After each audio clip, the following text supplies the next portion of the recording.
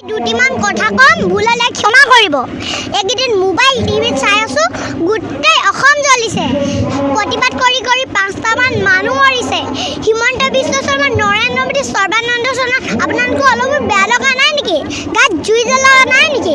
মাথাত গোবৰ সোমাই আছে নেকি? ইমান ডাঙৰ মানুহ হৈও ইমান বেয়া বেয়া কামবোৰ কৰিছে।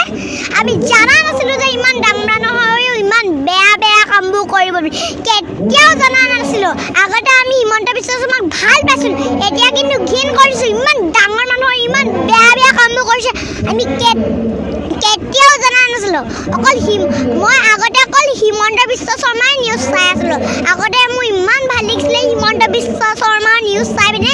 এতিয়া কিন্তু নালাগে। এতিয়া ইমান বেয়া বেয়া কামবোৰ কৰিছে কাৰণে মোৰ এতিয়া কেতিয়াও নালাগে। চিটিজেনশ্বিপ এমেণ্ডমেণ্ট বিল, চিটিজেনশ্বিপ এমেণ্ডমেণ্ট অকল কৰি থাকিব নেকি? ফাৰ্ষ্টত আছিলে চিটিজেনশ্বিপ এমেণ্ডমেণ্ট বিল, এতিয়া আহিলে citizenship amendment act. Citizenship amendment একৰ পাছত আৰু কি আহিব আমি নাজানো, হিমন্ত বিশ্ব শৰ্মাইহে জানে। চিটিজেনশ্বিপ এমেণ্ডমেণ্ট একৰ পাছত আৰু কি আহিব হিমন্ত বিশ্ব শৰ্মা এনেকৈ নি থাকিব নেকি?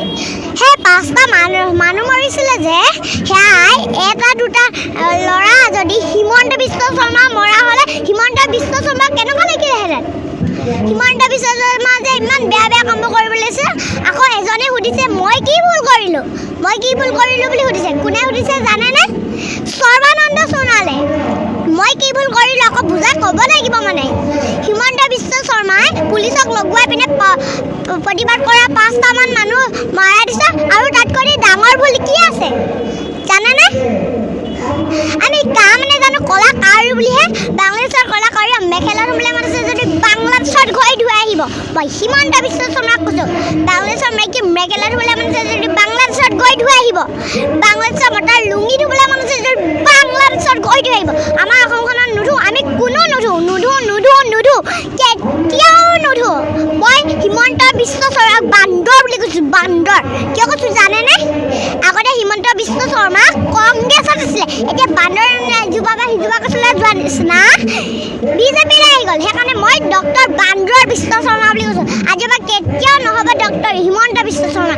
আজিৰ পৰা নাম সলনি হৈ গ'ল, ডক্টৰ বান্দৰ বিশ্ব শৰ্মা বুলি মাতিব। ডক্টৰ বান্দৰ বিশ্ব শৰ্মা। মই বহুত ক'বলৈ বিচাৰিছোঁ, কেব আৰু কাম কেতিয়াও নালাগে আমাৰ অসমখনত। নালাগে, কেতিয়াও নালাগে। হিমন্ত বিশ্ব শৰ্মা আপোনালোকৰ ঘৰত লাগে যদি লৈ ল'ব।